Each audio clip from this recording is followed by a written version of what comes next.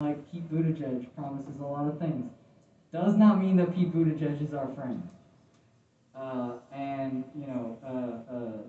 we are constantly in a battle to make sure that what is really being pushed forward is not the agenda of individual politicians, but the agendas of communities.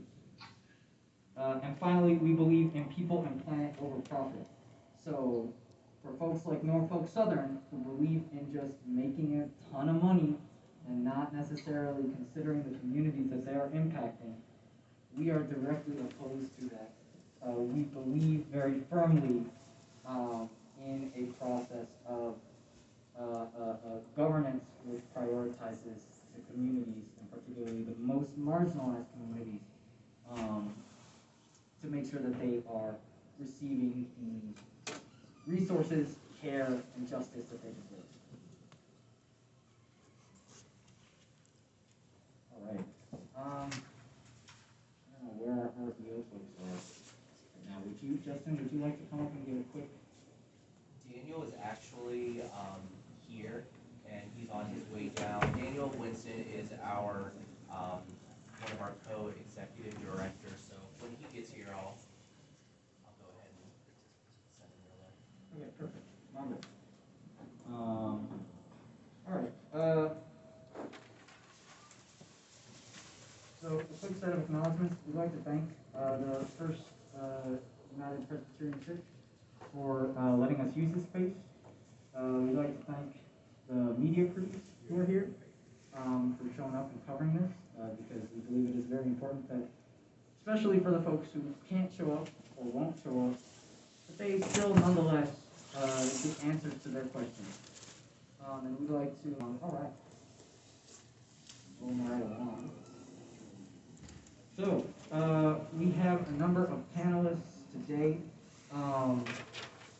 and I am going to let our Zoom panelist introduce himself first. Steven, do you want to introduce yourself? Can you hear us?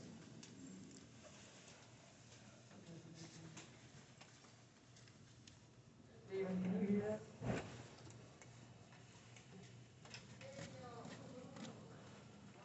Okay. That's fine. We will get back to you.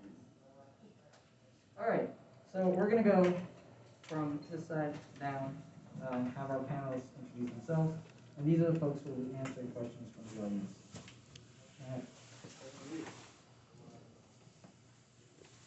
right. Hi, everyone. I'm Albert Presto from Carnegie Mellon University. My group does a bunch of research on sort of air quality, and seen, I don't know, you might have seen our band riding around here in February. It was hard to miss because it has big CMU signs on it. But yeah, thank you. Good afternoon. First of all, thank you very much for inviting me today to be part of your panel. My name is Rory Coleman. I am the Director of Treatment and Support Services for the Columbiana County Mental Health and Recovery Services Board. I'm also a resident of Columbiana County. I live 16 miles west of East Palestine, 1 mile from the railroad tracks that the train traveled that derailed in East Palestine. This helped to give me much empathy for the community, as I recognize how easily it could have happened in my community and to me and my family. The Mental Health Board has had a presence at the medical clinic since its opening to provide mental health resources, support, and connection to local providers that someone might be needing. We have seen people display signs of all types of behaviors, from anger to sadness to ambivalence, fear, to just not understanding what is happening or going to happen to them and their families in the future. The Mental Health Board is committed to enhancing the availability of mental health and substance use treatment presence in East Palestine. We recognize that the long-lasting effects of this traumatizing event will have an effect on people in this community for a long time coming. We have obtained an immediate state emergency response grant through SANSHA with the assistance of the Ohio Mental Health and Addiction Services Agency. These funds will be used for things such as payment for treatment, support groups, family enrichment activities, among other mental health things. We're going to apply for an immediate grant that, if awarded, should last an upward of a year to continue to provide and enhance mental health and substance use treatment groups and activities in the community. I appreciate being here today to hear from the youth in the community, as we are able to identify some of these things that you feel will benefit youth and families. We can brainstorm how to develop and include some of these ideas into the grant that we are writing moving forward. Thank you. Hi everyone, my name is Mackenzie White. I work for the Environmental Health Project as the Public Health Manager. We are based out of Southwest PA, or Pittsburgh specifically, and we work with communities that have been impacted from oil and gas development. We work with communities at all ends of the life cycle, so not just the fracking of the well, but where waste ends up, transportation of these hazardous chemicals, and everything that goes along with that. I also work for Cancer Free Economy Network and am a licensed social worker in Pittsburgh. I'm really happy to be here with you all and hopefully answer any questions that you have. EHP does a lot of air monitoring work. Specifically, we're already doing air monitoring work in Beaver, PA. So we are just happy to help support the community any way we can.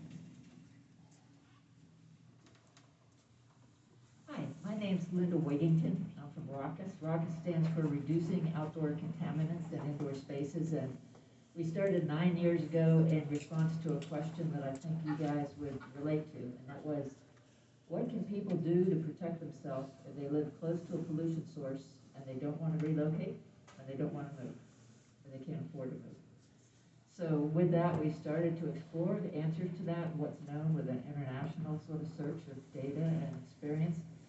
And the bottom line was that it's so clear that seldom do you have the opportunity to see and understand what the risk, the specific risk is. Usually exposures just vary by time, by space, by vulnerability of different people.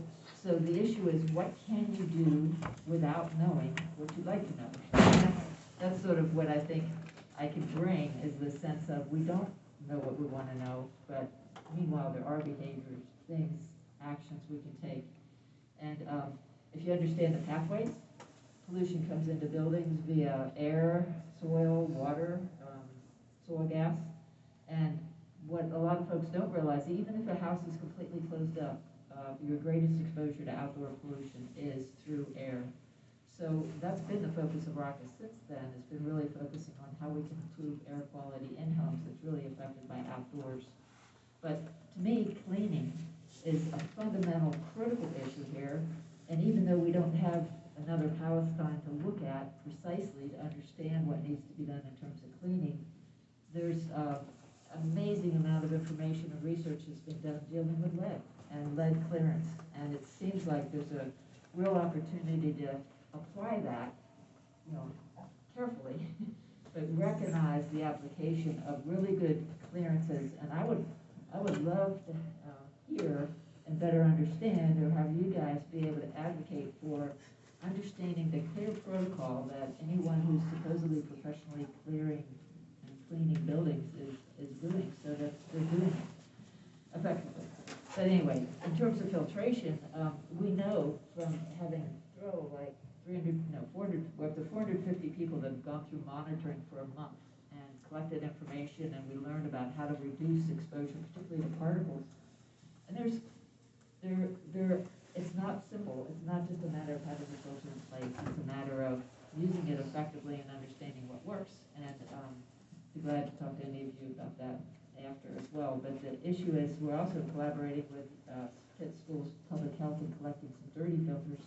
We would love to have some analysis of what those dirty filters from East Palestine are capturing. So I've got a sign-up list. I'd be glad to take your name and send you information on what we're trying to collect with the dirty filter analysis project. But the bottom line is, if I lived here, I would relocate temporarily. But I would not at all give up hope that East Palestine can be a healthy and thriving place to live.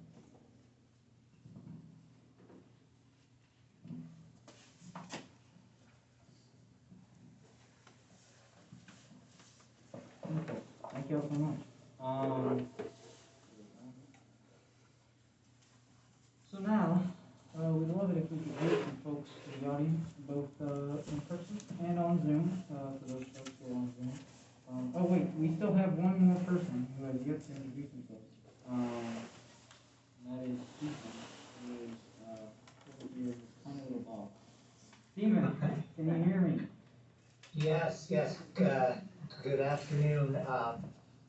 Thank you for inviting me here today. My name is Stephen Lester.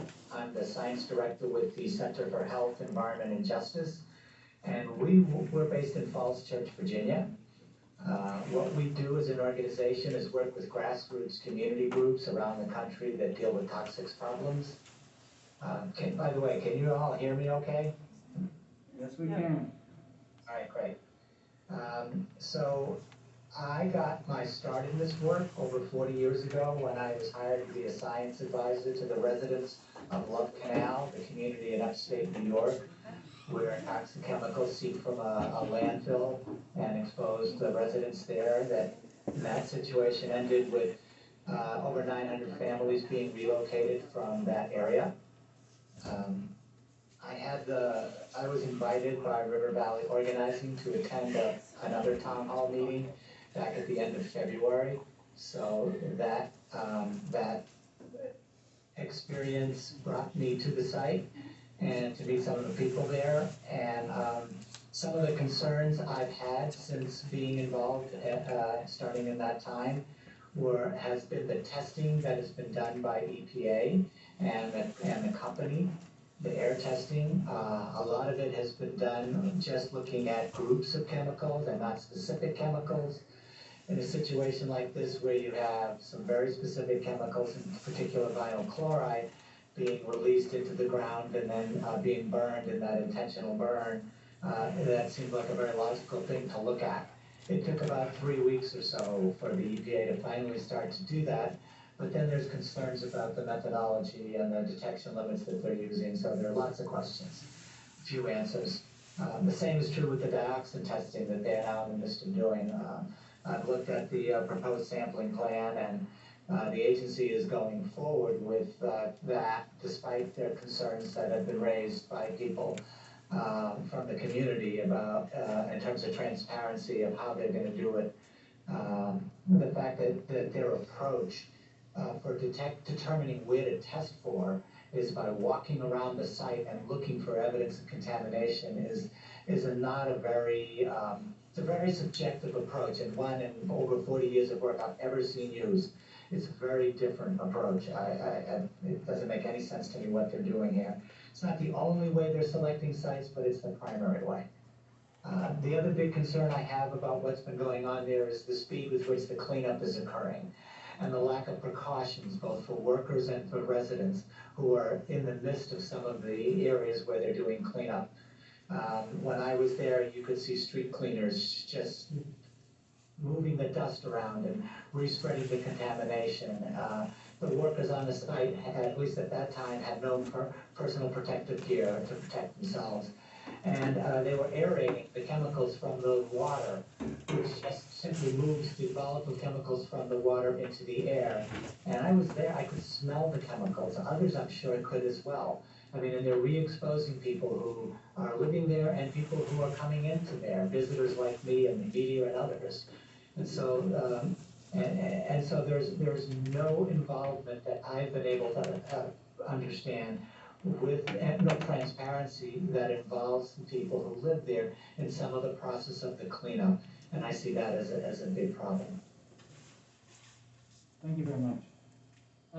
Daniel, do you want to come and introduce RVO? Sure. Also, Jenna's here, so. Either one of you, if y'all want to. Jenna. Conversation, go ahead. All right, take it.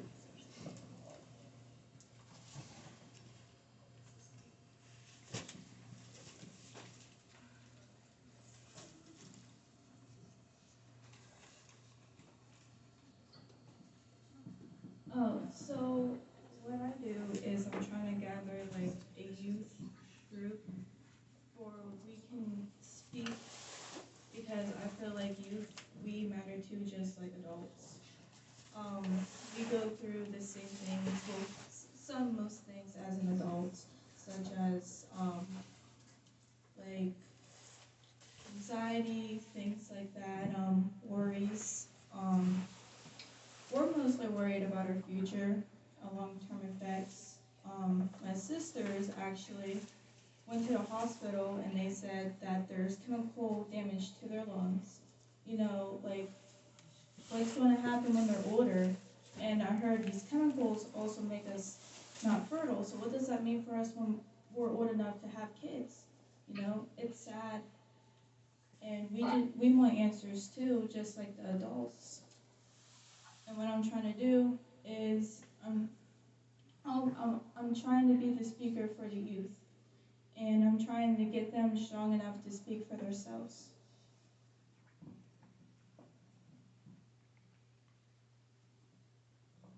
Thank you very much, Jenna. All right. And with that powerful note, I'd like to open the floor to questions from members of the community. If anyone would like to, and if you are on Zoom, you are welcome to unmute and ask a question on Zoom. But I would like to hear from anyone in the audience who would like to come up and ask questions.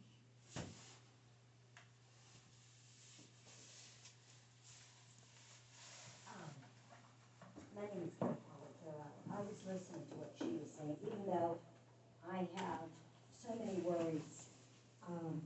She was saying that we want to stay in this town. Yes, we do. We've only been in here 4 years. We bought our dream home, moved here with our grandchildren. We only moved 4 blocks from the derailment. I'm sure there's more people that are worse than we are, because we are back in our home. But as far as the cleaning, and I still, a lot of times at night, smell, our house still smells. Because I drive around, when I take them to school, I have drove around looking at different things. I read a lot about everything that's going on, about Norfolk, EPA, I have a lot of articles saved. And yes, we would love to stay in this town, and there are a lot of people who would love to stay in this town. They say, I'm not leaving my home, but how can we stay here? Like you say, the girl said, the long term. Now, I'm older. I'm worried about that. I want to stay here for them. But what about them? And how can we be sure, like they say, it's the long-term effects. Maybe 2 years from now, we're going to have big effects. And what about them? I mean, when they're 20 years old, he's 14, say 20 or 25, what is going to go on with our youth? And there's no preventing. You get the poisoning in your lungs. There's no preventing none of that. And like she was saying about the stuff in the house, do we have to completely clean everything out of our house and get rid of it? I mean, we've done extensive cleaning. They're giving us all the cleaning. What exactly? I mean, are we supposed to get rid of everything in our house in order to be safe and go buy new? There's so many questions that are not getting answered as far as, I mean, a lot of people, I'm sure, are throwing stuff out. I see that all the time. I can't, I mean, we can't afford to just go buy new stuff and get rid of everything in our house. It's a terrifying thing, it really is. Like I say, I have my health for now. I've had issues. I did go to the doctor over there and speak to them. My husband, he went to the emergency room. He was very, very, very, very sick. I thought he was dying, actually. He is a firefighter. He was down the fire all the time. It was petrifying for him. And like I said, he was gone the whole time down at the fire. But what are our answers? I mean, as far as, like I said, I signed up for a cleaning list. They're all bickering about who's going to pay for the cleaning, to get our soil tested, and then we've had our house tested twice. And the first time they did let my husband in, but they didn't even give us any results. The second time that they came, I do not believe they were telling us the truth, because what has come out now about them doing the testing, their machines aren't even testing for what they're supposed to be testing. So, how many people's houses, I've seen all around my house them coming and testing their houses. How many people have they lied to and not told the truth? And we are probably living in a very contaminated house. You know, my animals, I have animals, cats and dogs. They have not gotten sick, not yet. but we do see about the foxes, the cat, the birds, all this stuff is getting sick. What really is our alternative? What are we to do? Thank you very much. And that's a very kind of large question. It is, it really is. I'm sorry. No, I think it's worth hearing and worth listening to. I guess to kind of simplify the question, is what do folks need to do to be safe here in the long term? Right. And would any of y'all have anything that you'd like to put forward, or Stephen on anything that y'all would like to put forward on that? I mean, I'd be happy to respond, but others may as well. The questions that that lady raised are very sincere, legitimate questions. And the only way that she will get answers is if the agencies and the company recognize that those questions need to be answered.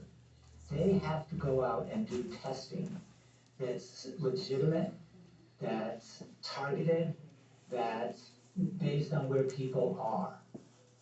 And then we will begin to understand, and this lady will begin to understand what the risks are that she really faces.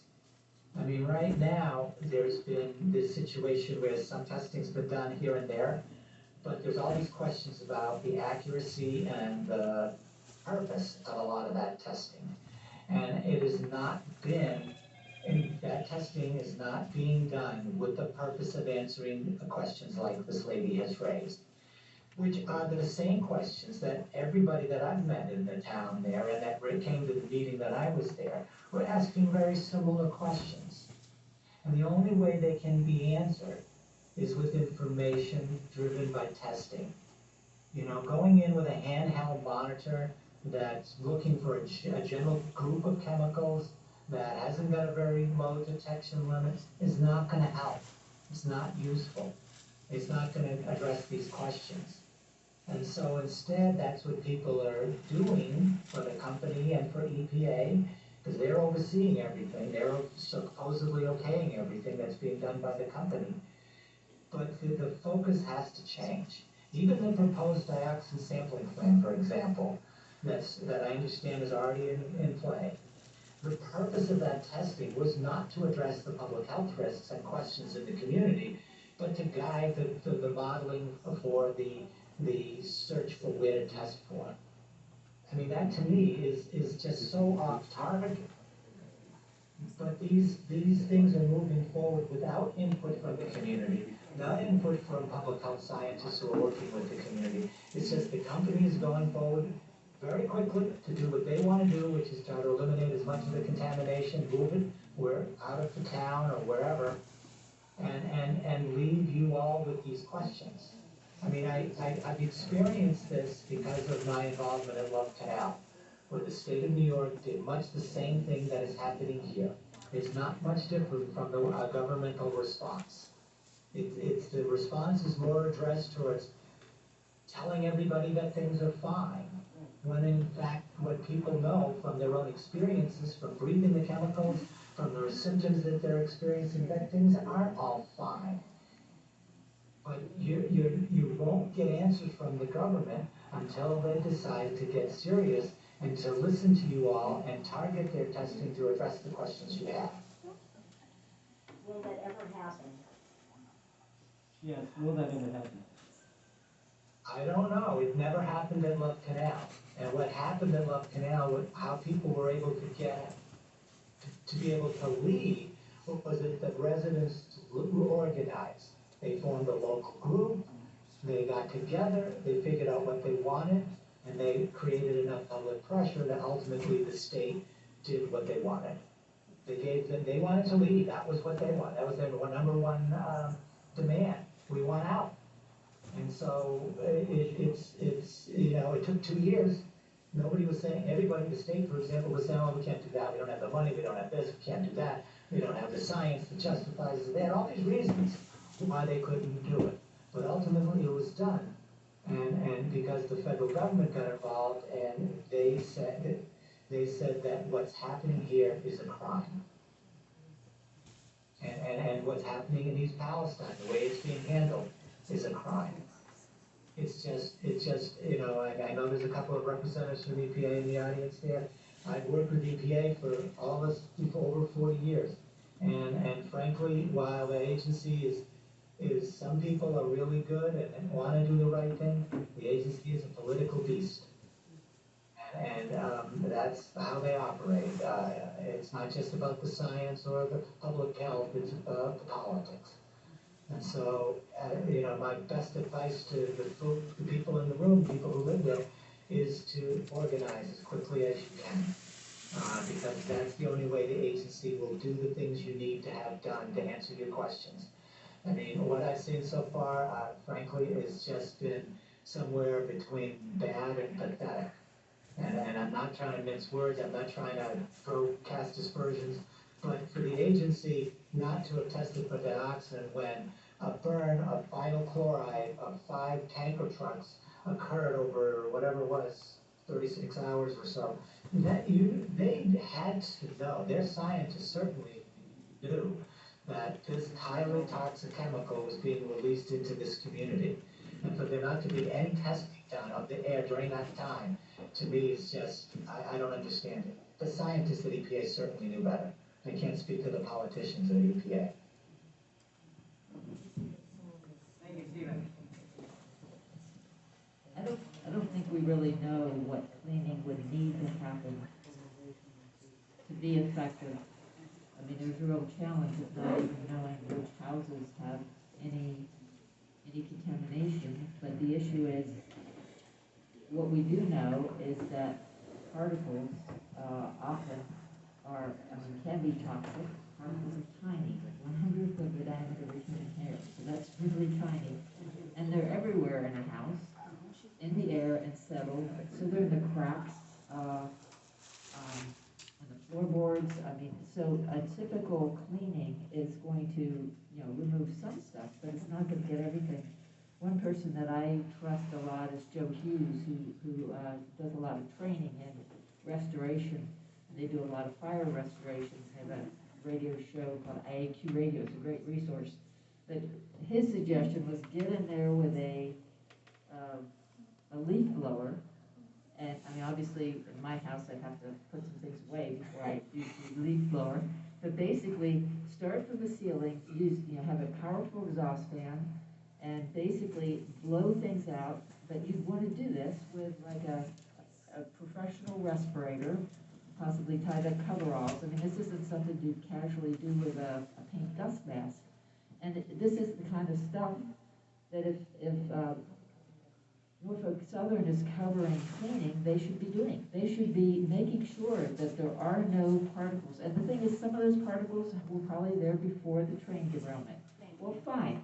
They need to clean them all. You're not going to be able to separate them. And there could easily be stuff as a result of, I mean, people saw the black soot. There's been stuff trapped. So it just seems like that level of cleaning, and there needs to be clarification.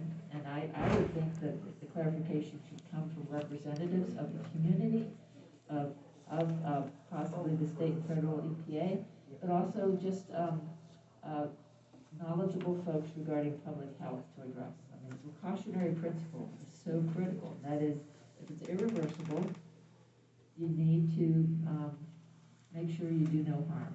And that level of cleaning, the guy that used a particle meter in order to clear that building until the particles were down to a base level. I mean, there are things that you could write up as a standard, and you could then see, does that house no longer smell? Does the person no longer experience symptoms? I mean, that might be more meaningful than trying to say that you could measure the precise things. So absolutely, we should try to measure what we can measure. But I just think there needs to be a collective agreement of a standard that tests for how clean is a house. And it needs to really get to the stuff that's hidden. And the stuff that, I mean, to some extent, there might be carpet that needs to be thrown away. Some furnishings might be able to be blown out. There are ways of cleaning things, but at the same time, you know, I think the lead clearance stuff, which is normally kind of done in an occupied house with a lot of furnishings.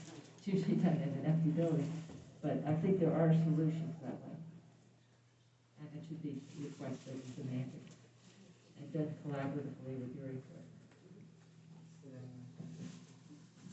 I think something else that's important to note too is the need for long-term medical monitoring and testing, and I know this is something that Ohio River Valley Organizing is already advocating for, but you know, we see that across the board with communities that experience any kind of contamination. It was the same in West Virginia with the DuPont issues and the water contamination.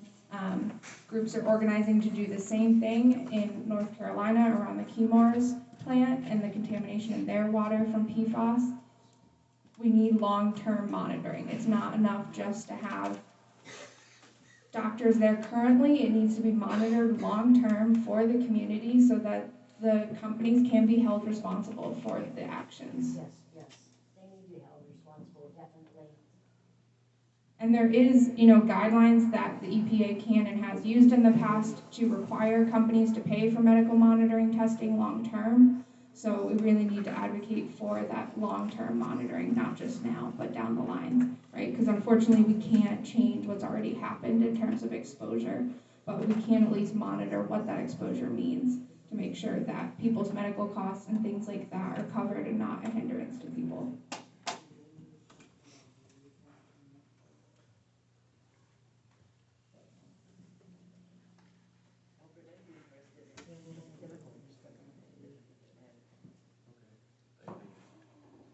I'm not an expert on like how to clean up a building after a disaster, but I'm thinking about like, I mean, some of what Linda was saying, I totally agree with. I mean, I don't know about the leaf blower and all that because that's out of my, but like, yes, basically getting air exchanges out. So if you're worried this, and I'm trying to think about like what is the route for the stuff to be still there because it's been a while, right? And you know, the air in your house isn't always the same air in your house. You know, right? And so, you know, if it's stuck to some surfaces and coming off the surfaces, like, you know, really aggressively sort of ventilating the house, right? Like, especially places where things might get stuck. I don't know, my house doesn't have ductwork, and so like, yeah, so my house is old and it doesn't have ductwork, and sometimes in like certain corners, like 3 days after I cooked something, I can smell it. So definitely like, you know, today's pretty nice, like getting the windows open and running, you know, a bunch of fans, especially in the corners where things stick around, you know, is probably a good idea. You know, and then if it's persisting, then that means there's some source, right? And I don't think you have to throw all your stuff away. That sounds pretty extreme. But you know, but it has to, you know, if you keep smelling it or if it keeps being there, it has to come from somewhere, right? And so you can ventilate it out, but if you, let's say you really do that aggressively and it keeps smelling, then, you know, trying to figure out where it's coming from. And maybe then when you like want to have your soil tested or something like that. That's what we're asking for, but our house was very bad at first. Mm-hmm. And then after we opened the windows, we had those 2 nice days after we were back from. But then at night, a lot of times when the devils are down there working, that's when, even with the windows closed, we smell a lot of stuff. And that's when it rains, like it's raining out now, we'll probably have a very bad smell up by the house. And that's. So you're saying inside or outside or both? Well, both, because it does, even though we have double pane windows, like I say, when they're down there working at night, whatever they're doing, because I'm very close, that's when I can smell at night. I'll wake up, even my grandson, the 16-year-old, and he doesn't say too much, Grandma, it stinks, and it was inside the house. That's been going on like periodically, like I say, when we're down there working at night, which they do, and I have rode down there before because I check that place out a lot, looking to see what they're doing, and it's terrible down there. I start getting an instant headache from being down there. But even by my house, like I say, you can smell, sometimes worse, sometimes not so bad. Yeah. Okay, so it's going to be worse at night. Right. Basically because 2-minute version of this is there's a lid on the atmosphere and it's like down near the ground at night, and in the day it's up higher. So anything do to like emit stuff near the ground is more concentrated at night. And so to whatever extent that like, because they're digging up all this dirt, right? Right, Like, they're the down railroad there, ties yeah, out, right. the smell. Railroad ties can smell for like decades, they're gross. You know, whatever they're disturbing, if that's putting things out that are things you can smell, it's gonna be worse at night, because there's just less room to dilute it all. You know, so probably at night is not the time you wanna be running all the fans. I mean, so someone brought, I'm assuming that's Linda, the box fan. So there's a whole bunch of designs online. So like, very simply, you can just like strap one filter to the fan, but there are designs to do like 4, because then it's less burden on the fan. And those are good at getting rid of particles. I mean, most of probably what you're smelling are gases, so the filter's not gonna do a great job at that. But if you buy, I don't know, like, sometimes I recently bought a bunch of furnace filters, and some are like grayish, because they say like carbon impregnated. Right. Like those probably would work better, which I don't know what better means though, right? Better than 0. Better But than none at all, I guess. yeah, and so you know, especially if like at night you're getting that, you might want to build one of those. It's called a Corsi Rosenthal box. You know, it costs like $100 to buy all the parts. The version with just the box fan and the filter is like probably what, $40. And, you know, maybe if it's smelling at night, then you run it then, and at least you're catching some of the stuff. Again, if you get one of the carbon impregnated filters. But you could also Which put is- this in a window with a Yeah, you filter can on it, push it. and it could be that it will take care of some of the odor, it might not, but you could, you know, put a carbon filter on and see how that works. But, I mean, lots of people want to open their windows at night because it's cooler. Right. But another option is to create a clean room, so get stuff out of one room and create a clean room. And then, I mean, if you have a clean room and you're not having you're not experiencing anything, then slowly bring things back in. But you just, I mean, you need to experiment. Some things can easily be put in a dryer and can be, dried without, and that might get rid of some of the volatiles that have been absorbed, particularly if you put in give it a little bit of heat, that might drive them out a little faster, so. It's just challenging, very challenging. It is. But there needs to be a collective response that provides good direction, that's what's needed. Thank you all very much. Thank you, Stephen. Do we have any questions? What are the thoughts about the high school? Okay. And the safety of the high school and the schools. So, would anyone like to speak to that, the contamination in the high school, and whether or not it is safe for students to be attending said school, or is that?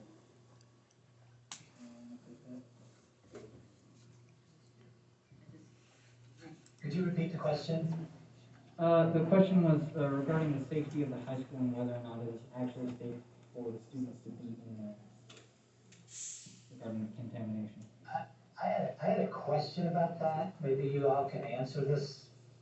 I have heard that there are these creeks that run through the town, and that in some places the buildings are built on top of the creek. Is there a creek that runs under the high school?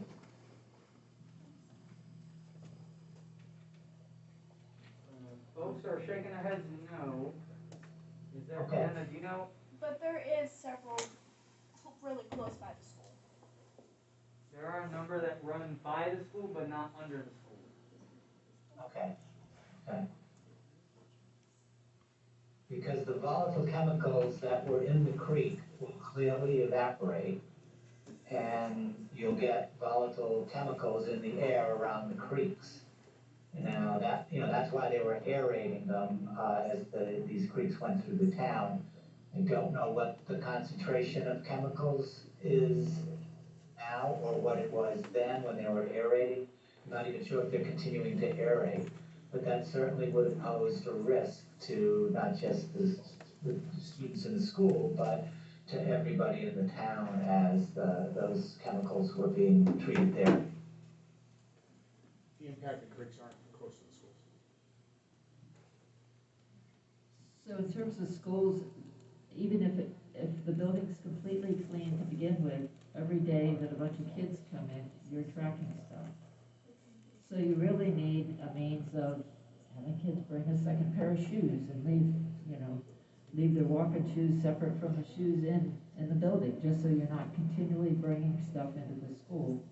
But, I really question whether or not the school was properly cleared completely, including the HVAC system, all surfaces, to a level of, like with a lead clearance test, you run something like a Swiffer over a certain area and you see whether or not it shows up white or not. Well, I mean, it's a very inexpensive test to do and be very easy to do a cleaning and then see whether or not they indeed cleaned it well enough. So, but it's not a matter of cleaning it once because you've got continual exposure to stuff. So it's a matter of adopting practices that are gonna clean and on an ongoing basis. But I do think tracking is a huge issue.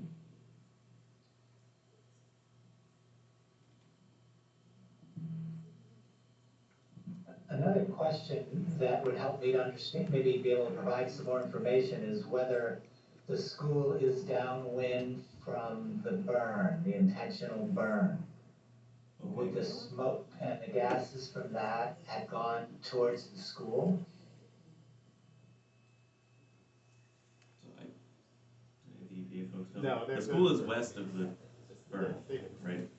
Yeah, so the school is typically upwind, so here the wind is going to come typically from the west or the southwest, so on any particular day that can be different, but in general, the school is upwind of all of this. And given that, my intuition is that the null hypothesis would be that the school is probably fine, and then you would have to prove that it's not, right? And I understand that, like, this whole thing is scary and all of that, and so I don't want to, like, and I understand, like, I don't want to discount how people's lived experiences, but I think,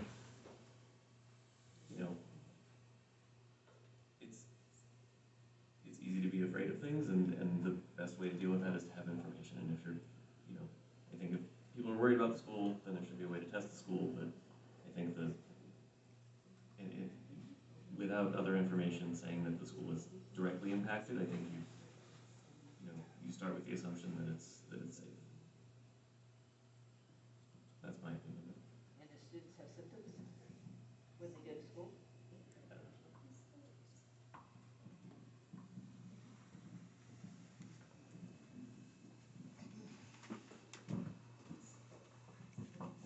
So, if the school's safe, then why is a good handful of kids going online schooling? And when I went to school, actually, I'm homeschooling now because every time I went to school, I had severe headaches and I felt nauseous. If it's safe, why do we feel like that when we go to school? Also, when a school's first opened, there was still a very bad smell in there. Like, why was the school even open in the first place until we figured out what was in the air? How's that fair to us? And the kids, I feel bad for some of the kids that don't have a choice to really homeschool, because why should they have to get headaches every day to go to school? I just don't get that. Well, I would just comment on that by that says a lot. If the real experience of the students at the school is a number of them are having these headaches and odors are there, that speaks to something. And while I don't know who the other gentleman was who was commenting, but if there's no information on the chemicals or the potential chemicals in the air, if testing hasn't been done of the dust or the air in the school, then the lack of information doesn't mean that it's safe. Lack of information means we don't know. And so I think that in these kind of situations, when there are concerns and people are coming forward with these kinds of complaints, then that should trigger some kind of testing, some kind of an analysis that provides information. Otherwise, it's my opinion versus the next guy's opinion, and nobody really knows. But if you all are experiencing, if the students are experiencing symptoms, then that speaks to something that needs to be addressed. And I don't know if any testing's been done in the school. I haven't seen anything if it has been. So I think that's important.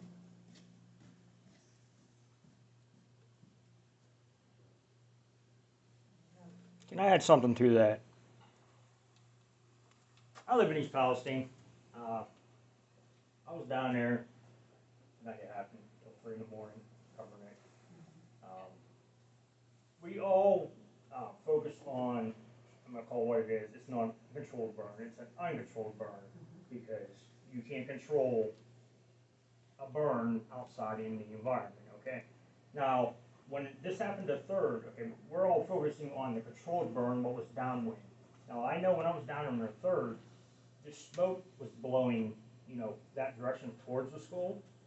So we're always focused on downwind from the burn. What about the night of the derailment? All of them chemicals burning. And when they cleaned the school, they cleaned the main hallways of the school. They did not clean every classroom. And this was done by Norfolk Southern. And we see how they do their, house cleaning. They come in and spray disinfectant and say your house is clean. So, you guys are all focused on downwind. What about the night of the derailment? The, smoke blowing that way. Can I add something? Sure.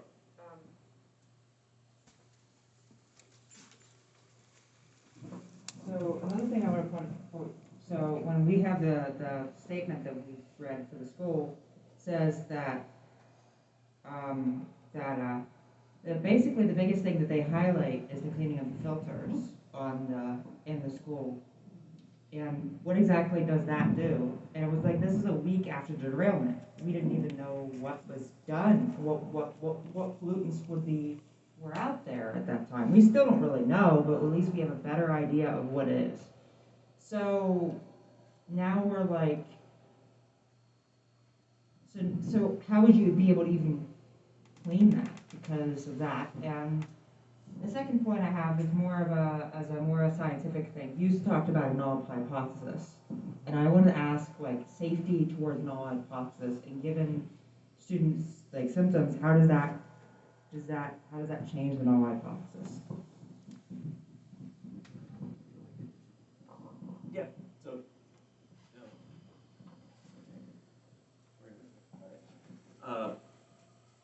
So a couple things. So when I was saying downwind, I mean at the time, right? Not sort of generically. I wasn't. Okay, well, I was just saying, everybody's focused on the controlled burn, Yeah. Which way the wind was blowing that way. Well, when I was down there the night of the derailment, I mean, it was wicked. It was all through town. Smoke was blowing, multiple directions because the wind was changing. I know what it smelled, I know burned your eyes, your nose, So, I mean, we're all focused on everything they ask is always, after the controlled burn. What about the night of derailment when all them chemicals were burning?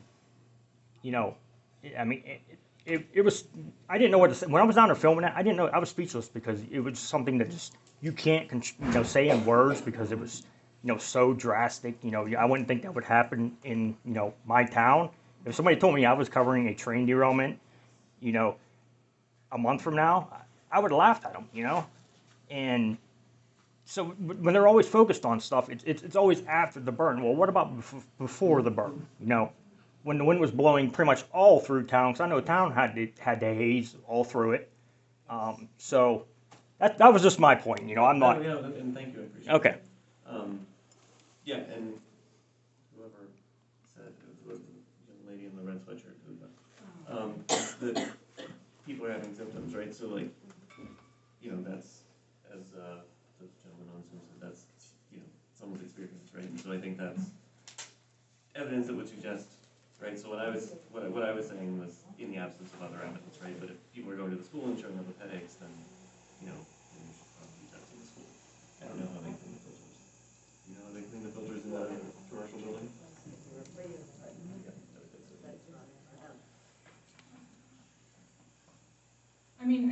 other thing that's important is to just remember to trust your gut. I think part of it is we're all like speculating right now. Like, I don't think any of us can really say yes, it's safe, or no, it's not safe, because part of it is not having that information. And not everyone who's talking about this or working at these agencies or politicians, like, they're not all experiencing it. So I think, trust your gut. If you're experiencing those symptoms, there probably is something wrong, and this is, why it's important to speak up. Unfortunately, as a public health professional, I would love if it was the opposite, if we wanted to make sure things were safe before we did them, but unfortunately that's not always the society we live in, so just don't second guess yourself, is I guess what I would say.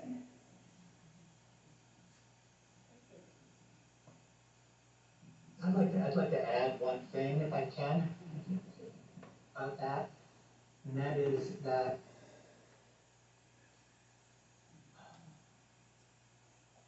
can I go ahead, or is it nice?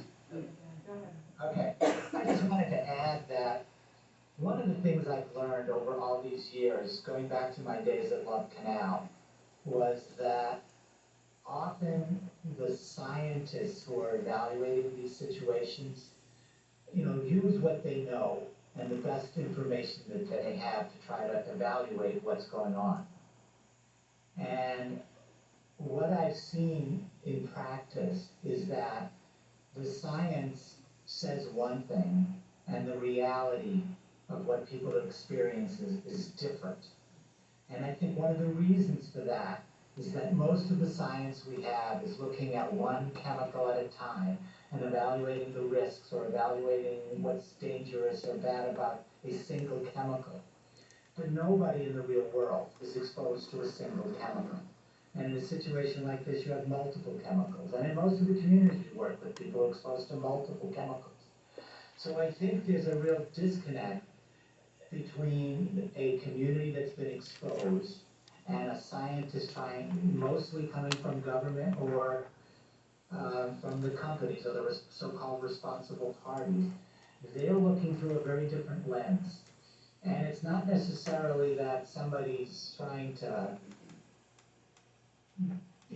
trick anybody, so to speak, but it's the science just isn't there because we don't understand the reactions of multiple chemical exposures. It's different than being exposed to a single chemical. So I want to share that because it's important that people recognize that there are scientists who will give you opinions, and I want to emphasize it's an opinion. Someone can have the strongest opinion in the world, but it's still an opinion. We just don't know very much. And in the absence of not knowing, I think the people who are responsible for what's going on here ought to be helping people in a variety of ways. Whether it's to be relocated, whether it's to have testing done that will go answer their questions, whether it's providing long-term medical care, or all of the above. But I think that if you are going to sit and wait for the scientists to kind of come up with the answers as to whether the headaches are caused by the chemical exposures, you'll be here for years and years. And I think that's one of what we learned at Love Canal is that connection couldn't be made. So decisions and action had to be taken to protect people. As a public health scientist, when I see a situation where there's been an exposure of people and people have symptoms and they're reacting and some worse than others, my science doesn't say, oh, I can say this is caused by this chemical, but my gut tells me something's wrong here. And action needs to happen. And in that case, I want to protect the people. That's my bias as a public health scientist. I want to take action that will protect these people in the absence of certainty about what's causing it. But not everybody brings that process or that bias, if you will, to decisions. I don't believe the company does that. I don't believe the EPA does that or other government agencies. And so, that's kind of what you're faced with is a situation, and that's the value of organizing and coming together as a community and addressing the concerns that you have together. Because they'll listen to you if you do it together. they are not likely to listen to you if you just go to them one at a time. Thank you. We're gonna do one more question, and then we're going to. Sure. Now, you said you were down there the night it happened. Yes. And you had no clue, that was no way a controlled burn. That the firemen and everybody was, my husband's a fireman, they were trying to control that. He was down there many days. But you're right, that smoke and everything, I live only a few blocks from there, I was watching it. That was the most terrifyingest thing. And that smoke and everything was going everywhere. Yes. Like I said, I went up on my third floor window, I could see, it was terrifying. It was. And did you get sick after or have any effects? Or? No, not really. I was down there that night. I went down the following morning to get footage before they started messing with stuff because when I noticed they started pulling the firefighters out at 3 a.m., with the fire still going, I knew something was up. So I went down there the next day, got footage. I've been down there almost every day documenting this stuff. The funny thing I find down there a lot is they don't want nothing filmed down there. I have black SUVs follow me when I leave. I'm sure to take my plate number. I really don't care. But when you go down there with the camera, the first thing they get on the radio and say, "I have a guy down there with the camera, filming down here." Next thing I know, I have some guy walking up to me asking, "Oh, we need to ask you to leave because we don't want filming down here." So if you're cleaning it up right and you're doing everything right, why don't you want it filmed? I would think if you were doing it right, you would want it filmed. So I mean, that's a red flag for me too, because every time I go down there, it's always, they know me down there now because I put up resistance. Good. Yeah, you closed the road, okay? You didn't close the side of the thing. I'm totally across the street. I'm not in your zone. I'm not walking through the contaminated zone or nothing. I'm just down there to film. But they constantly met with resistance of stuff being filmed. They don't want the trucks being filmed, taken out. I was down there the one day when they were cleaning up. Vegetable packets from that burnt car, mud, just tracked all through town, It is. Yeah. And then they got the street sweepers going through, blowing this dust everywhere, but that's how they clean it. So, Yeah, I know, because like I said, I ride down along there. I've checked it out myself, gone as far as I can. They turn me away, and I go and ride as far as I can, looking at stuff and seeing.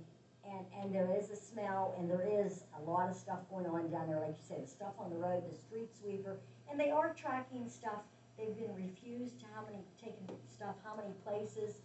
And not that the firemen wouldn't have went down there because they had to go to protect their buildings and other stuff, but not knowing, and how many people were exposed to all the smoke, the stuff burning. Yeah, we had, 40 companies show up from 3 states? Yeah, from everywhere. That night, it was everywhere. Yeah. And that was only for that night. What about when they made everybody evacuate and they set that car off? What do you think? How many days did that stuff burn? Well, it was Friday night, Saturday, probably Sunday, and I'll bet even into Monday. Sunday we evacuated when we came back. I left all day Saturday. I come back in the night, Sunday. We were there until they told us that we had to evacuate. And we left, and then we came back, I think Wednesday or maybe Thursday, we come back. And I mean, the whole time you did see, not after we evacuated, because I couldn't see, and then but all that stuff was just billowing everywhere. Oh, it was something I'd never seen before. It looked like a atomic bomb, honestly. Exactly. That's honestly what it looked like. It was terrifying. I have one more question, if possible. Your readings, when you were going around town reading, what did you think about the readings that you were getting? Because you were here, right after it happened. We were here on like February 20th and 21st, so it was a few weeks later. Yeah, so we weren't here right when it happened. We thought about it, but it was also a big fire. Yeah, So we were here a few weeks later, and I can share it with these guys. They can share it with everyone, but it's up on Twitter. If you look for the Twitter feed for the Texas A&M Super Fund Research Center, and those are our collaborators, and they tweeted everything out, and so you can see it online. I mean, so for, we were measuring for literally hundreds of compounds, and we didn't share the data on all of them because we were trying to sort of report things as quickly as we could. So for a handful of things that are really common in like urban areas in the US, we measured similar concentrations that we did like in Pittsburgh and in other cities here, right? So, you know, we measured vinyl chloride. There was more vinyl chloride here than in Pittsburgh, not surprisingly. But below any sort of like, so for a lot of chemicals, there are like these individual limits, right? Like, you shouldn't have this much in an 8-hour work shift. You shouldn't have this much if you're exposed for a year. You know, you shouldn't have this much if you're living your whole life. You know, so we measured more vinyl chloride here than like in Pittsburgh, but not above any of those limits, right? That doesn't mean the risk was 0, but it wasn't above one of these sort of predetermined limits. There were some species that we measured that were higher than, that we had trouble like putting the exact number on, but we could compare to other places, and that were higher than where we measured like when we were in Pittsburgh the same week, right? So we had like a close comparison. And so, you know, and we said, well, for stuff like that, there needs to be sort of follow-up, right? And so, you know, I know there's been some follow-up, we've been engaged in some, and we don't have sort of updated data on that, so this is sort of, what we have now is still where things stood in February, right? But our colleagues from Texas A&M are sort of coming in every few weeks at this point. But we don't have like an update on what they found on the second trip, et cetera.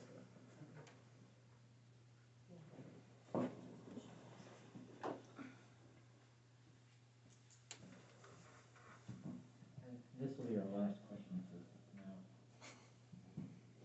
So another question is, what's going to happen once it's hotter outside? Because I know science, and like I know when it gets hot, things evaporate. So all this stuff is just going to evaporate up to the air. Like, what are we going to do about that? When there's kids still walking around, like, what do we do about that? Is it going to be worse, or I don't know.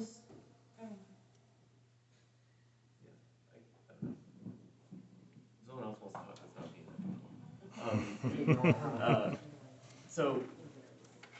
So that's a great question, and the answer is I don't know. So, you know, so the short answer is I don't know, and that's, I think, one of the reasons why we say there needs to be continued sort of follow-up. Hopefully getting rid of all the dirt and moving it, right? So for stuff, especially like stuff that's built on the dirt ground, yes, you're right, as it gets warmer, it's gonna start evaporating more. So hopefully getting rid of the dirt gets rid of that source, right? Because you've taken the contaminated dirt away. Now, I don't know if they don't get it all or whatever, but this is why I think, you know, you just can't sort of say like, oh yeah, happy, don't think about it again. And also when it's hot and it rains, so all that stuff is just gonna go back in the water, in the soil. So it's just like, it's a cycle. Right. Yeah. Vicious cycle. It's a cycle, so I feel like it's gonna be really hard to break that cycle. Like, how are we gonna break it is the big question for the summer, when it's warmer.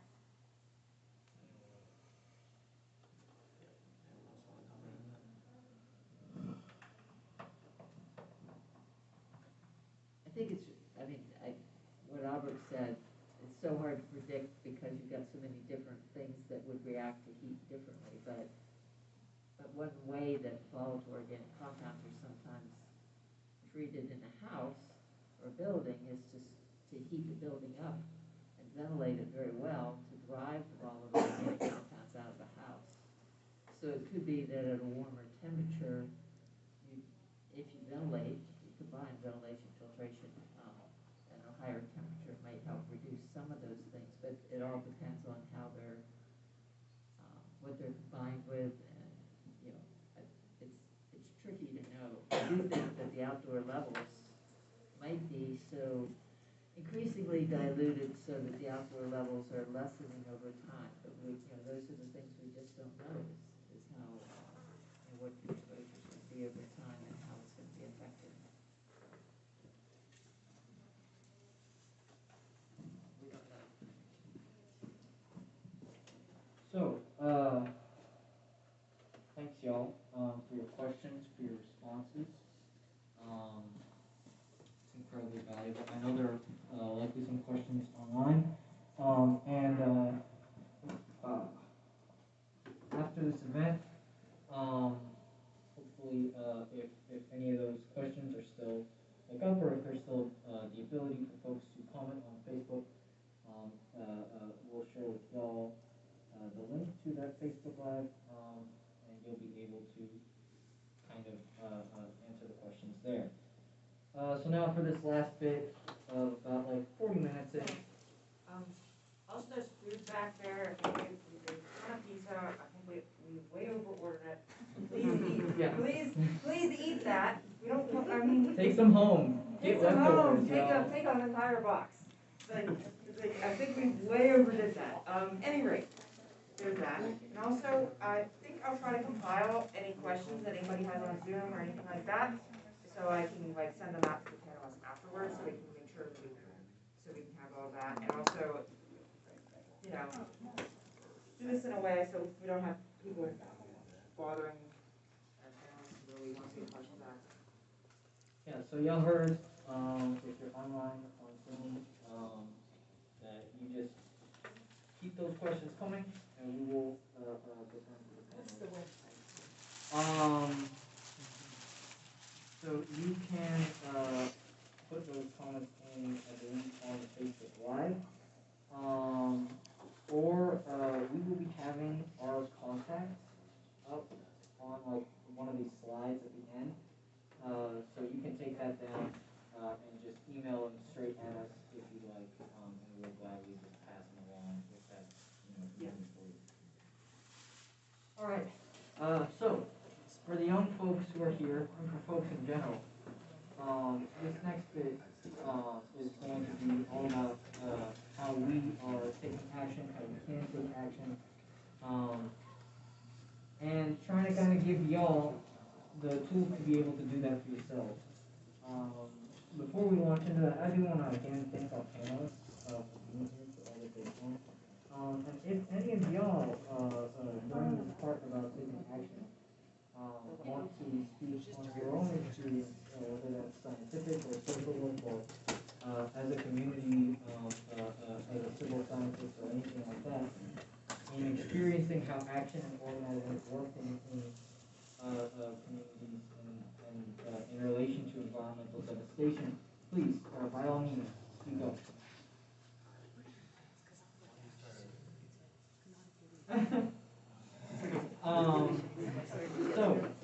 I want to start by kind of introducing the framework in which we will be pursuing action, and it's called climate justice.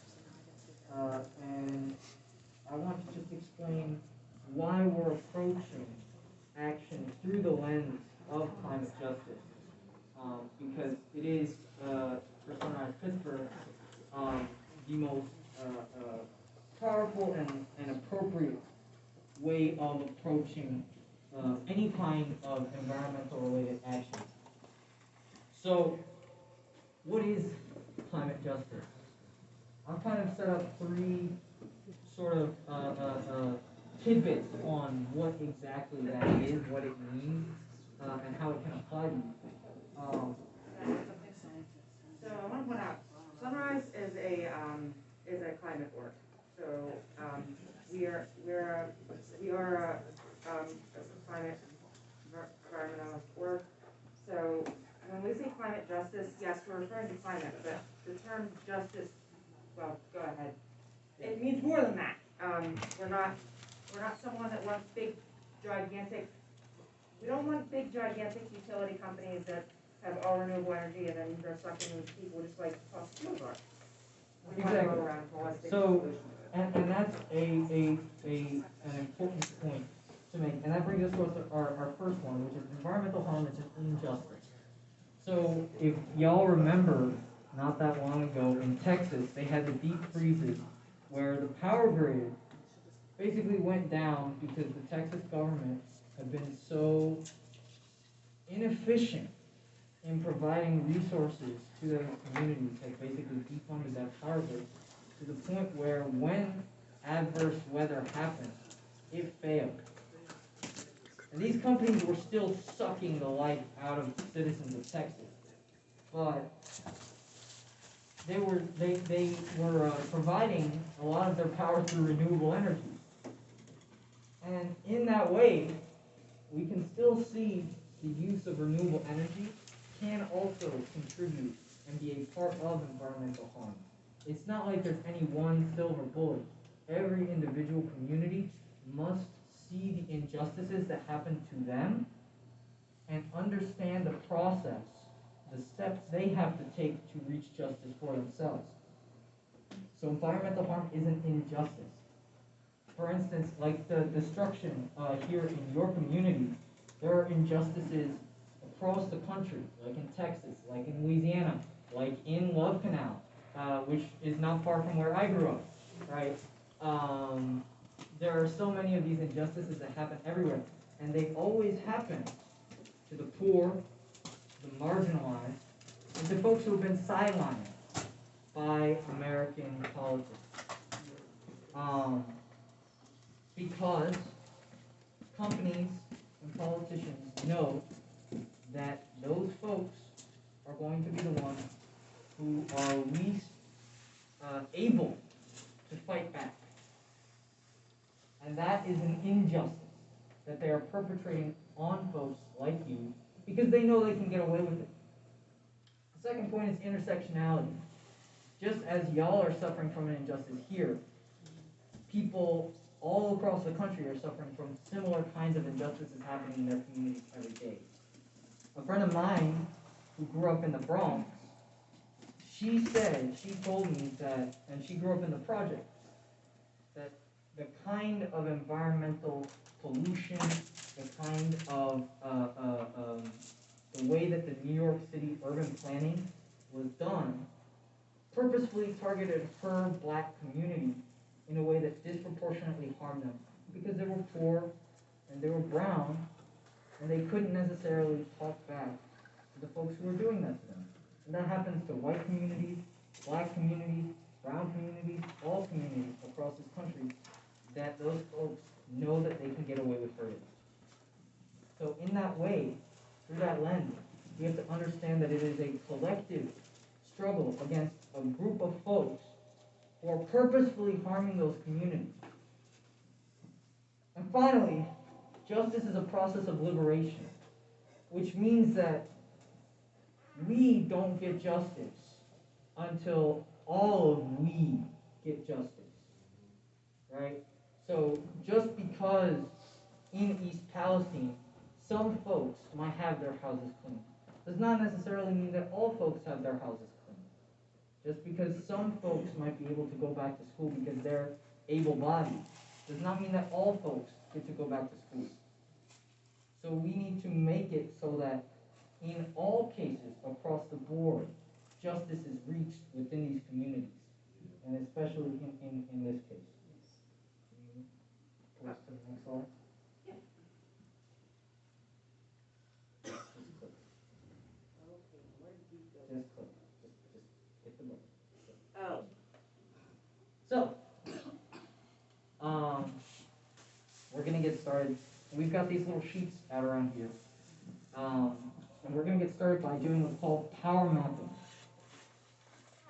This is a way that you can identify the folks who happen to be taking your power from you, right? Because let's remember that whether it's Norfolk Southern or a politician, their power comes directly from you. It is not their power that they are using. It is yours. It is not their money that they are using. It is yours. You make them the money, you make them the power, and they use it. So, we need to identify some of these people who have authority. We need to figure out how to communicate with them. And then we need to do it. That's the process of power mapping, is to understand who is holding your power and understanding how you can reach them. So for this activity, we've got on the backs of the sheets with the little triangles, two kind of little dashes where you can write in the names of two of the folks who hold your power. And then underneath that is a kind of slot for where you can write in what kind of exercise of power do they have. And then underneath that, what are their contacts? And then with that sheet, when you go home, when you go to work, whatever you're doing, if you have like a phone number or something, you get 5 minutes off a break from work, you call them up and you say, hey, my name is so-and-so. I'm from this part of this area. This is my zip code. I'm a constituent. I'm calling about what's happening in East Palestine. These are my concerns. Right? This is meant to empower you with the ability to communicate directly, or I guess indirectly, because they'll always pick up from staff, but indirectly with the folks who hold your power. Right? So let's take, let's say like 10, 15 minutes. Let's do 10 minutes. Let y'all get to this. Find two folks who represent you. And this can also be Norfolk Southern people, right? This could be your mayor. This could be the superintendent of the school district, right? These are the folks who hold your power and use that power to make decisions for you. So whoever that may be, find two of them, what they do, and find their contacts. Y'all think you can do that? All right, 10 minutes. Let's put it on the timer.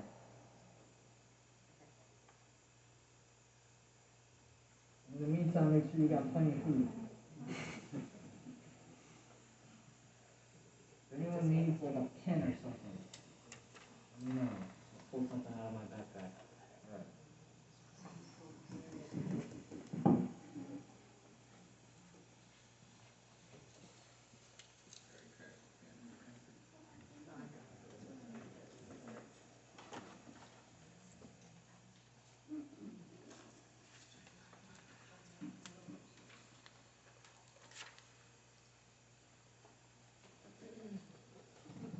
Something else I want to add is that when go ahead and keep doing what you're doing, but I just want to add that a lot of people that I've met, growing up in a rural community myself, a lot of people that I've met don't think that they have power over their politicians and people in power.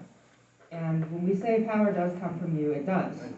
And what I mean by that is, if you think about how laws get implemented. They get implemented by everyday ordinary people that are in the same problem, often have the same problems as you. And voters, the voters make up, most voters are the people, voters are who elect politicians. Most of them make up the vast majority of voters are the same people as you, have many of the same problems as you. It's the power comes from convincing each other that we don't have power or that things do not matter. That's where, that's how they can do stuff wrong. It's by convincing us that we don't have power, by creating gerrymandering and other stuff on elections. That's where that comes from. Not because they actually have it, but convincing us or messing with our power. That's how they get power. I just want to put that.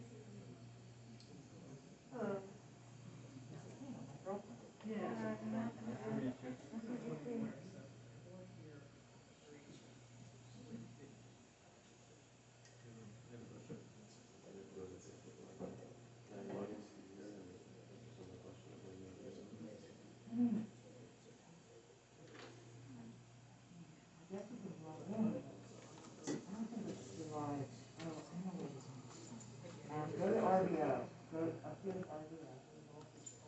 They have.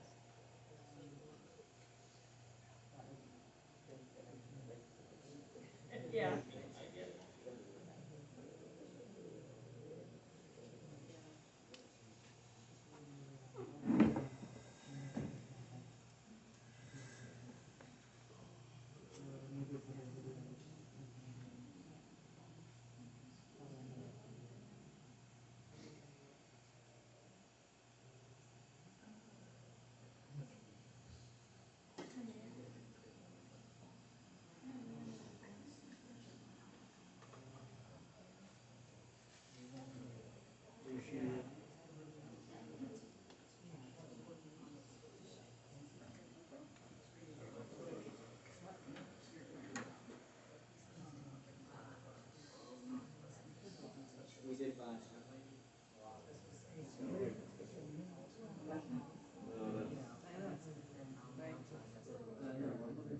Always like to bake the cake. Where's Justin? It should be on the line. River Valley Lord, I mean, the live stream. They were doing live stream. It might take a while for it to fuse. Oh, there it is.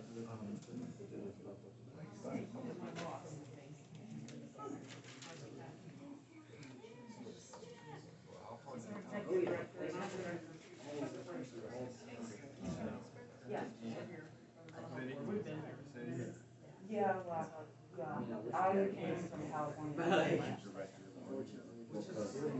So that's like an hour. You just go hour over here? 2 hours for me. Because I had to go to No, not testifying, not like what was in Wednesday. I tried to. I went there. You don't live in the town. I live in California. We're at the White House talking about. Oh, okay. Well, actually, I live in that New Mexico, which is 3 hours. I go to school in California. So we're pushing these grants as well. So I'll always have to take my job. Okay, yeah, we I know. There's a big absence of youth.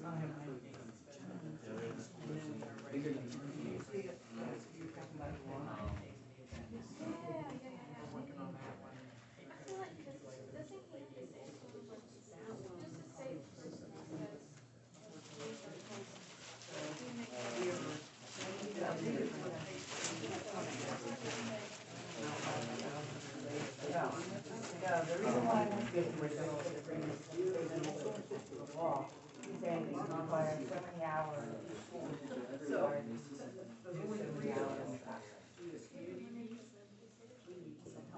we're looking to hire somebody to. state of emergency, there are different types of states, so and each level of government has their, they have different types. So, and at each different level of government, so it's municipal government, school will have school has municipal level, federal government, federal types, state level government, federal government. And, we don't have a board, we have an idea, Oh, I thought you were clear. So, for example, that when we use that song, the governor's speak. So that's how it's really open to get this. And it's hard for people to get. And then for what, another example, the governor has the ability to do like, that one thing that I do because of the governor. So it really depends, also the mayor can also have that power to bring that down. Like, it doesn't matter what the climate is, there's some type of excuse. Also, they don't drive. Yeah. Basically, if they declare a certain section, they have to go with the state, and they might have to, the state to. Yeah. Yeah, so that's. tracking. going on, so I don't know if there was any of that today or not. And I'm sure there's tracking today. It's hard, it gets to almost go where the kids are, where they're already there. And which is my plan, I can't reach out to them. Yeah, I don't think that the. We're about wrapped up there. But how could you possibly know that? Alright, we're about wrapped up with this, kind of activity. So I hope y'all have your two contacts, your two, power holders.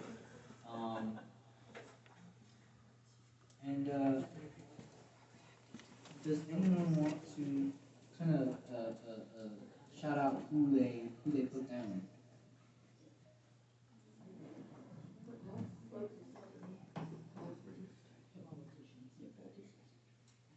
So Norfolk Southern politicians. Did you find any contacts for any of those folks? Well, yeah, we have, I have. But when you call, you're never gonna go Richard Shaw, of course, everyone knows that.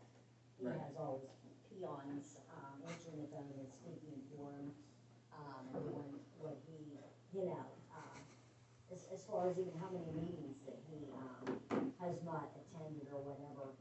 And, we're never gonna get anything out, and we'll be able to speak to him, but not saying, he's not the cause, he plays a big part in, of course, his engineers and all the different people, they are the ones who is driving the train and all the stuff that has caused this to happen with their poor judgment. But they're all in the same boat together, and the politicians, they're getting their donations, they're, falling right into what they're telling them. It's just a big round vicious circle is what it is.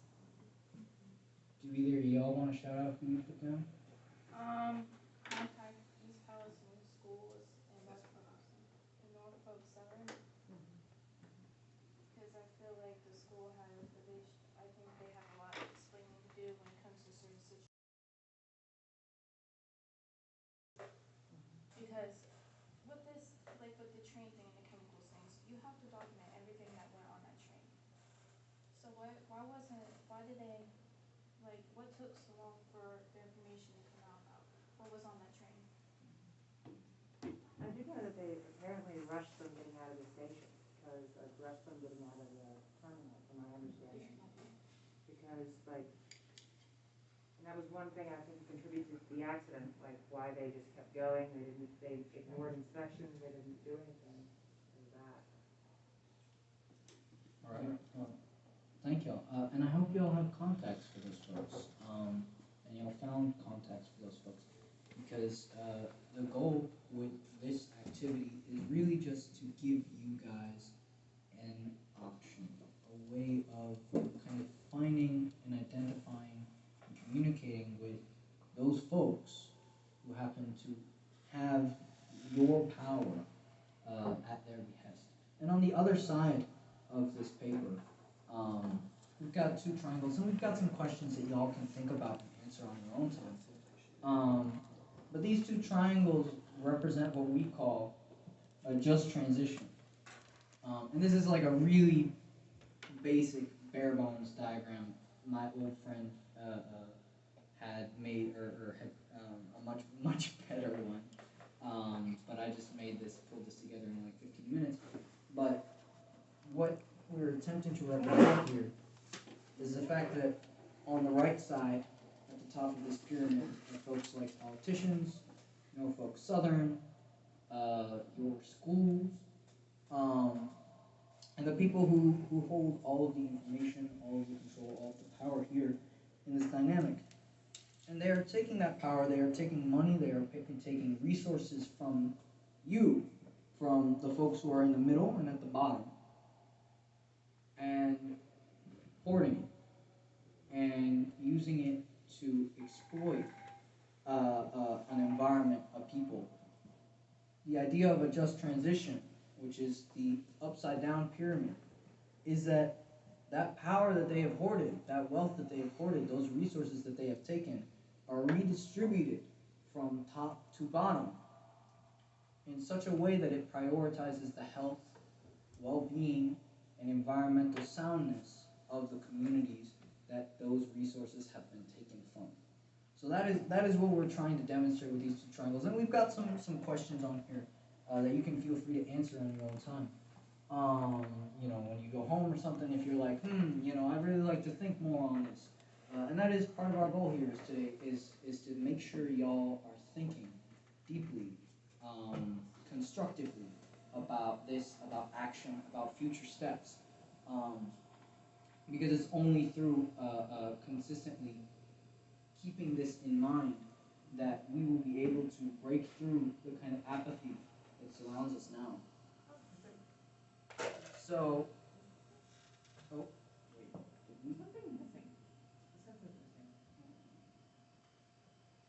that's unfortunate. Well, anyways, on the other sheet, we've got a series of prompts, and these prompts exist to help y'all determine your vision for a better future of East Palestine. And I particularly want the youth in the room to fill this out, because I know Jenna was talking about having kids.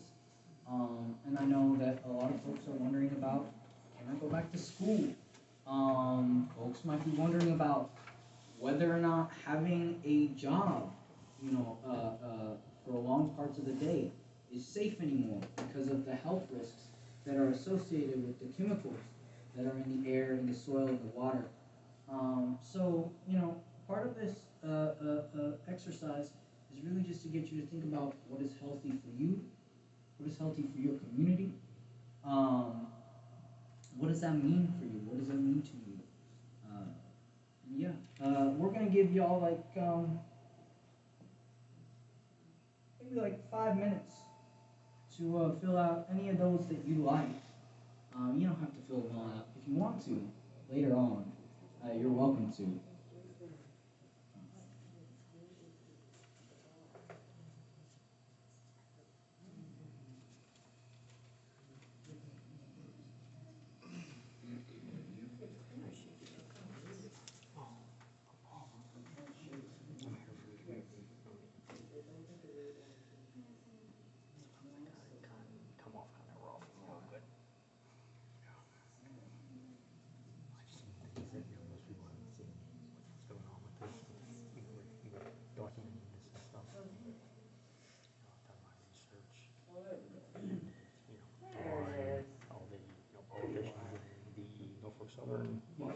In the meantime, these are techniques that we use in order to organize and orient ourselves to work for our community. So we have 3 categories: direct action, getting the word out, and building and using power.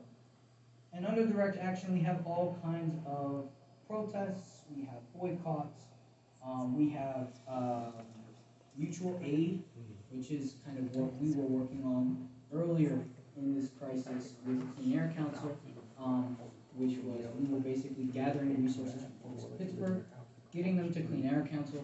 Clean Air Council was taking them from Pittsburgh to here. So that was water, respirators, air filters, all kinds of stuff. And that's stuff that can happen here too. That stuff that can be done from within the community as well. Getting the word out, canvassing, phone banking, text banking, all the things that RVO is already doing. Flyering, petitioning, social media, one-on-ones, friend-to-friend recruitment. These are all different forms, and they're fairly self-explanatory of how you personally can use your networks and your agency to get the word out, to build power. So also, phone banking and text banking. So if you're not familiar with those terms, phone banking is basically calling people and telling them about candidates. The people that call you and tell you about candidates, that's phone banking. Text banking is the same thing, but with text. I think it's really good to do stuff with, especially with that helps. Helps deprive them with resources, and there's a lot of that stuff, that type of thing. So we have Sunrise tries to combine a bunch of different ways of doing things that yeah, those two different ways. So we do direct action and, yeah. Thank you. And finally, we have building and using power. So these are different forms, like a town hall, which is what we're doing right now, of gathering people, amalgamating communal power, and having y'all exercise it yourself. So lobbying, for instance, like if y'all were like, we want to go to Columbus, and we want to go and talk to whoever the hell's in charge around here about what's going on.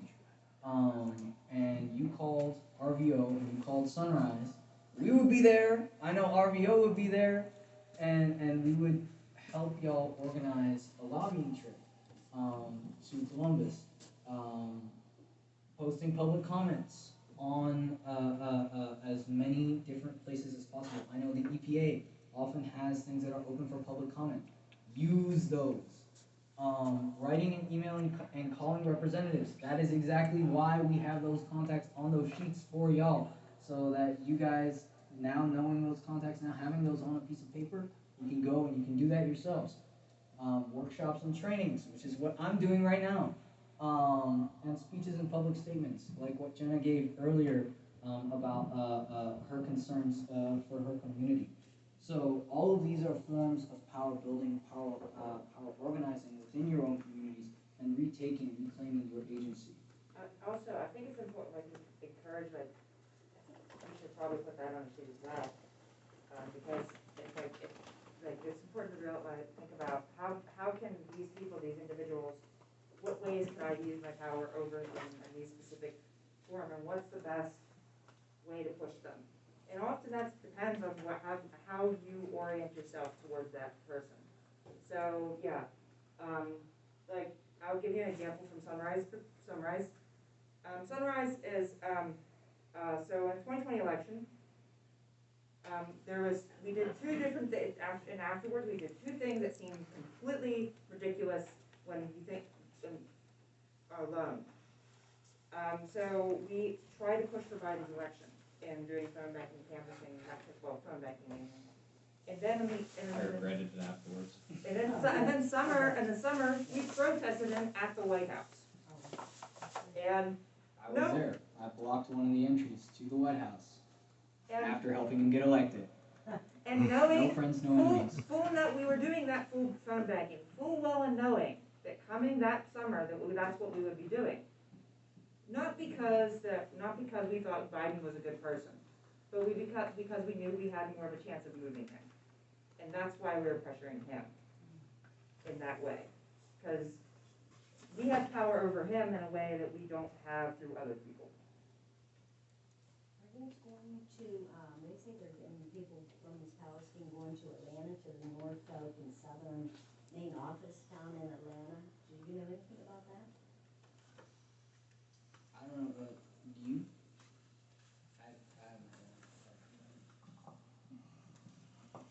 Yes. My name is Daniel Winston. I am the co-executive director of River Valley Organizing. Oh, okay, that's very good. It's a big title that means I just have to make sure we get everything done. But we are planning on doing some actions in different places. Here, doing some actions in East Liverpool, doing some actions in Columbus, possibly doing some actions in Atlanta, possibly doing some actions in DC, but these things are still in the planning process of working with our members, the constituents in our people here, but also working with elected officials as well, to try to push what we can push without having to push hard and spend a lot of money to push them. Sometimes our words are pushy enough. So if we can take a group of constituents down, a group of people from East Palestine, the surrounding area, and go to the Capitol building and have conversations and plan meetings with congressmen and congresswomen and senators. We should try that first, right? My grandma always used to tell me, dance with who brung you. And since we put you in office, we might as well dance with you a little bit, right? So before I tell you you're no good, I have to at least try to dance with you before you try to step on my feet. Now you step on my feet, then I got to say, all right, we're not working with you anymore. We're just going to do what we have to do, right? But at least I should try to do the two-step with you first. So, so we are planning some actions. Be on the lookout. We're going to be taking people because we believe at RVO that the way you build power is using the community to build power. I'm from Wellsville, so maybe 15, 16 miles away. It takes me to 33 minutes to get here. That's what my GPS said. So I don't have the right to come here and tell you what you need. My job is to listen, evaluate, and see where we use the context that we have to place them with the people of East Palestine so the people of East Palestine can be their own savior. Helicoptering in and saying, I'm going to come and talk to you about blah, blah, blah, blah, blah, that never works. Matter of fact, it usually has the opposite effect. And so the only people who can do this is the people who are, being harmed and hurt by this in the beginning, right? And then also the people your stories matter, right? I was at the White House. Am I allowed to tell a story? I know we have time. Yeah. I'm gonna take that privilege. I was in the White House Tuesday, and we were talking about like what's going on. And it's good because when you talk to our organizers, when you talk to our canvassers and you give them a story, those stories get put in a database. And every night I go through that database and look at the stories. And sometimes there's added more stories, sometimes, like I'm saying, there's 15 stories about this. I'm like, oh my goodness. So while at the White House, because we just can't pick up everybody and take them to the White House because it costs money. Like, I feel like sometimes I'm on the Little Rascals. It's like, I need your money, right? Like, that's the only way to do it. But so we're there, we're bringing the stories of the people, and I'm telling them, 80 people said this. Don't tell me that this is right when 80 people said this. And I can give you their names. So, give me what I need to tell the people what's going on. And so we are working with another thing. My grandma was my favorite person, by the way. She passed away 2 years ago, but like all of her little quirky sayings, they're in my head. So she would say, Daniel, baby, sometimes you gotta trust people, but also verify. And I'd be like, all right, I guess we'll trust them. She said, but verify. And so that's what I told the White House. I said, listen, we have the EPA, we have the CDC, we have HHS, right? We are actually in contact with all of them. And they're all doing work that they need to do, right? But I just don't give them my trust. We verify what they're doing. So I can't just say to EPA, you guys are bleepity, bleepity, bleepity, bleepity, and this is not getting done. I need to say, EPA, I have people tell me this. How can you help me make sure that this is not happening? And then they say, Daniel, this is what's happening. Then I say, people, this is what happened, but let's give them a couple weeks. Let's give them a week or so before we see if this is true or not. And if it's true or not, then we can be like, okay, let's see how we work. I believe that what we need here, like I told them at the White House, I told them in Congress, I said, we need more transparency. And transparency doesn't come from you doing a press conference at the Capitol building or the White House press briefing. That doesn't work. It doesn't work if you put something on your website. You know why? Because I'm looking at the website. But regular people aren't looking at websites. That's why I was so excited a couple weeks ago the EPA put out that they were sending the newsletter out to people and putting it actually in their mailboxes. Have you received that? I think I did, yes. Okay. Make sure you read that. Like, it's important to read that because that's how you verify them. Like, so if you have questions and you don't see it in there, like, hey, I asked this, I called you and asked this months ago, like, I guess not months ago, like days ago, and like weeks ago, so let's make sure, right? Because that's what we need to do. That's how we build power, by holding people accountable to the words that they said, right? And so, me at RVO, we are going to make sure that we always bring the people to the people we think that can fix the issues. That's how you hold me accountable. Like I will give you my card, you can have my cell phone number.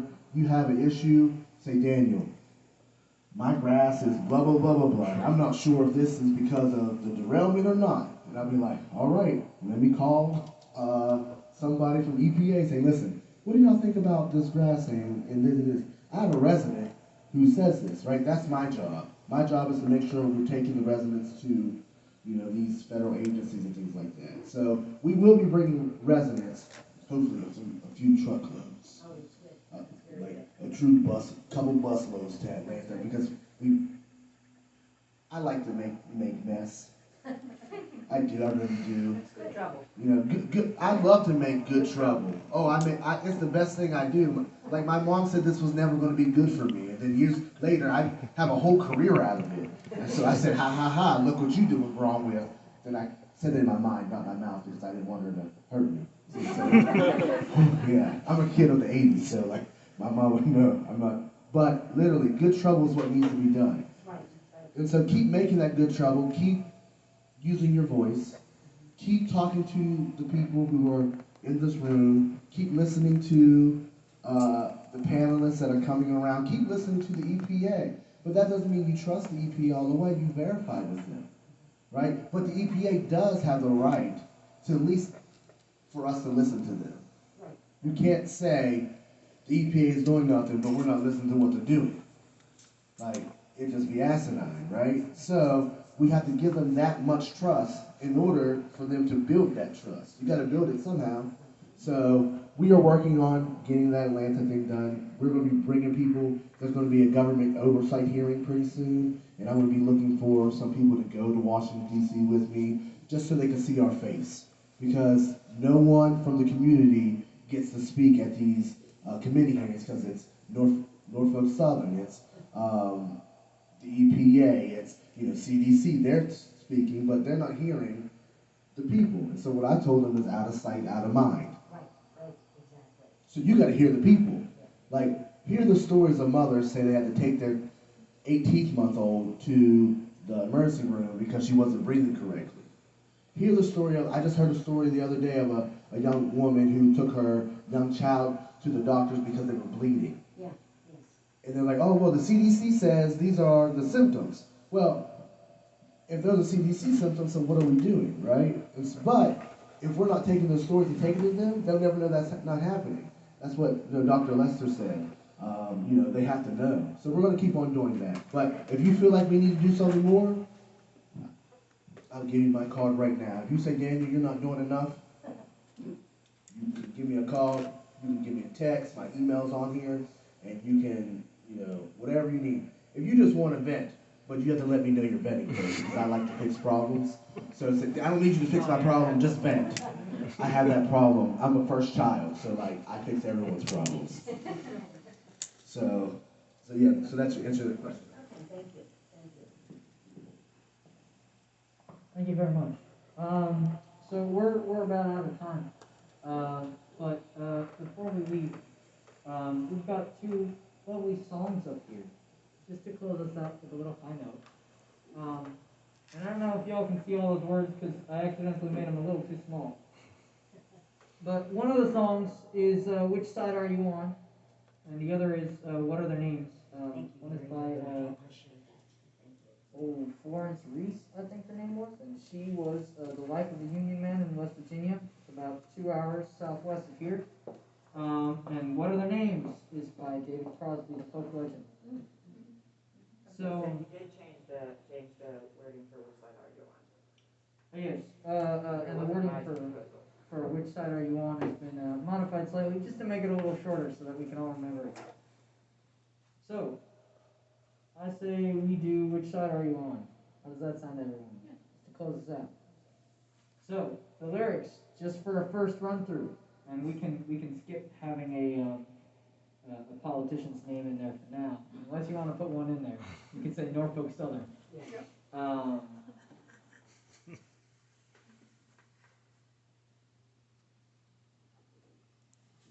Okay, so you can use Norfolk just because you need 2 syllables for that. So it goes. Which side are you on, Norfolk? Which side are you on? Which side are you on, Norfolk? Which which side are you on? Trains are burning and people yearning, but you don't hear the call. People hurting, system ain't working, does it weigh on you at all? Does it weigh on you at all? Does it weigh on you at all?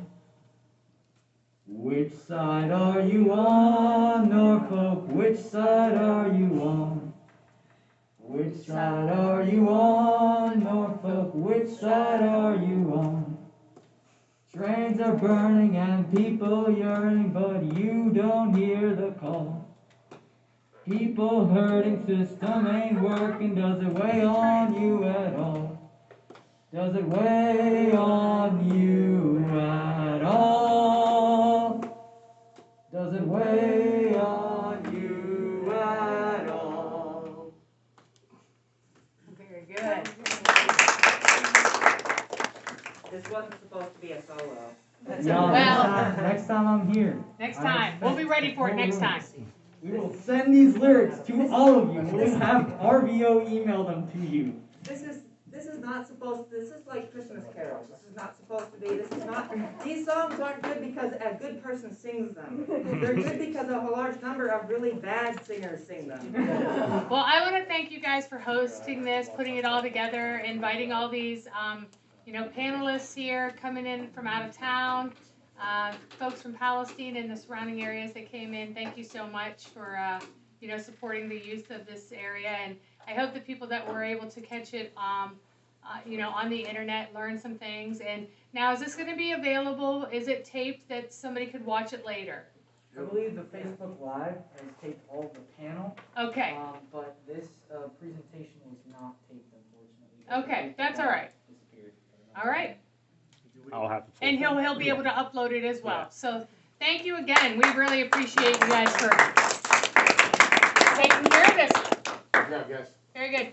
Thank y'all. Congratulations. Y'all should pat yourselves on the back for being here in the first place, because we were really hoping that more youth would show up today. And I think it tells a lot, not about the youth who didn't show up, but about the folks who did. That's right. Just how dedicated and how much love you all have for your community. So I want to thank you, and I hope you recognize that love for your community within you, and the power that comes with it. And I hope you use that power. And I hope you organize that power. Also, our email, I want to. Our email is, if you want to send those questions to us, it is P-I-T-T, like Pittsburgh, Sunrise Movement at gmail.com. That's our email. So send them to our email. You can also find us on Instagram, Twitter, Facebook, particularly Instagram. Yeah.